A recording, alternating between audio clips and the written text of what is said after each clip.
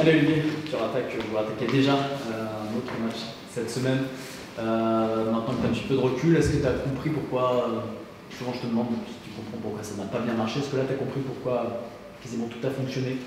Tes joueurs étaient appliqués, concernés J'ai trouvé l'état d'esprit du match, on va dire, correspondait complètement à ce qu'on a fait depuis 3 semaines.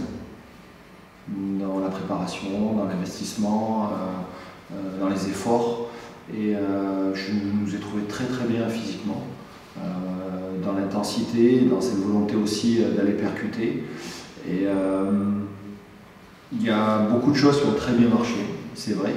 Il y en a certaines qu'on doit améliorer, notamment l'efficacité, parce que sortir des 45 premières minutes sans avoir au moins marqué un but, je trouvais qu'il y avait un petit décalage par rapport à la prestation qu'on pouvait faire. Je l'ai dit à la mi-temps aux joueurs. Je dis bon voilà, il faut continuer à insister déjà, mais on ne peut pas sortir de cette mi-temps sans avoir marqué au moins un but dans nos temps forts. On en a eu un certain nombre, mais en même temps, on a été par moments un petit peu naïf. Et en revoyant un petit peu le match, ce que j'avais ressenti au bord du terrain, c'est que 2 fois, cette équipe grenobloise nous a pris à revers. Parce qu'on ne s'est pas bien remplacé, parce qu'on était en train de gesticuler après les décisions d'arbitre, et au bout du compte, ça aurait pu nous coûter très cher. Notamment lors du face-à-face de Gaspard. Oui, à la 10e minute notamment. Une deuxième situation aussi avec, bon bien sûr il a fallu se réadapter défensivement, mais il y a eu un centre du piston gauche pour le piston droit, et là pareil, on n'était pas bien positionné. Donc voilà, il y a encore des choses à revoir. Sur le plan tactique, sur le plan défensif aussi, avec un petit peu plus de concentration, notamment sur le jeu. Qu'est-ce que tu attends de ce déplacement à Guingamp? On doit toujours confirmer, de toute façon, peu importe les matchs qu'on a joués, bien sûr, on est dans une bonne dynamique, on a bien repris. On sait que le match à Guingamp s'annonce particulièrement difficile parce qu'ils viennent aussi de gagner à Nîmes. Et que cette équipe, après un éclatant début de saison, parce qu'ils ont fait un début de saison assez incroyable, ils ont plutôt peiné dans la deuxième partie, je pense certainement dû à toutes ces problématiques d'effectifs, de joueurs blessés.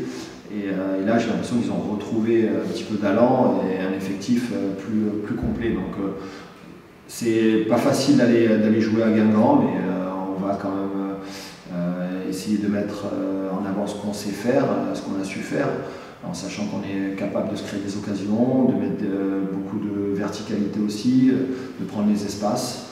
Donc ça va être un match, je pense, compliqué, mais après, voilà, on est 3 jours après, et les 2 équipes voudront certainement confirmer leur victoire. Gustavo, on a déjà eu l'occasion de retracer un petit peu ton parcours. Toi qui es parti de R1, qui est arrivé ici un petit peu dans l'anonymat le plus total. Et lundi, tu vois le capitaine de QRM, c'est pas la première fois, mais voilà, c'est assez récent quand même.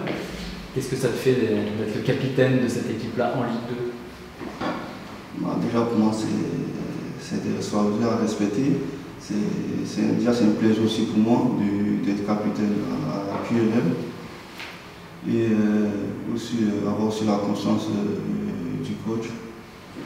C'est une étape de plus que tu considères dans ta carrière. Voilà, il y a eu une nationale, la Ligue 2, il y a eu la CAN avec le Burkina Faso, capitaine, c'est une étape de plus. Ouais, pour moi c'est une étape parce que ça montre que mon travail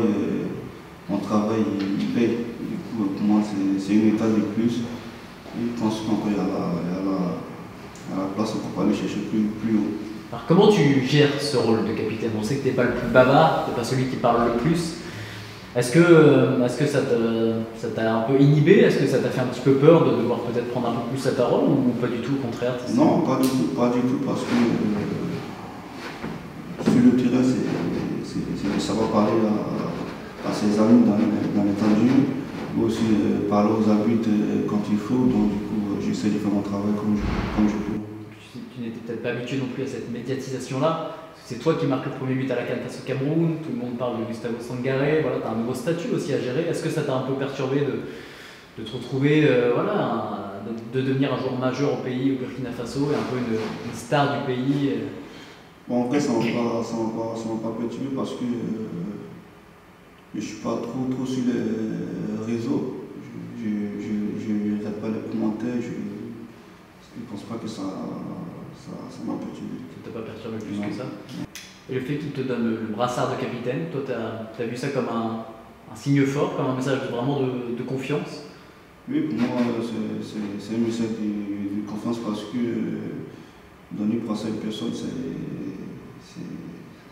ça se mérite. Ça se mérite. Du coup, pour moi, je pense que le coach me fait confiance et c'est à moi aussi de pouvoir travailler et lui rendre au moins la part des choses. Avec Guingamp, l'objectif c'est de confirmer ce que vous avez fait face à Grenoble, j'imagine. Guingamp, c'est une grande équipe. Après, non, on ne regarde pas ça, on regarde nous. On va à Guingamp, c'est pour avoir les 3 points. Du coup, on va travailler sur nous et arriver là-bas, on va essayer de tout donner pour amener les 3 points.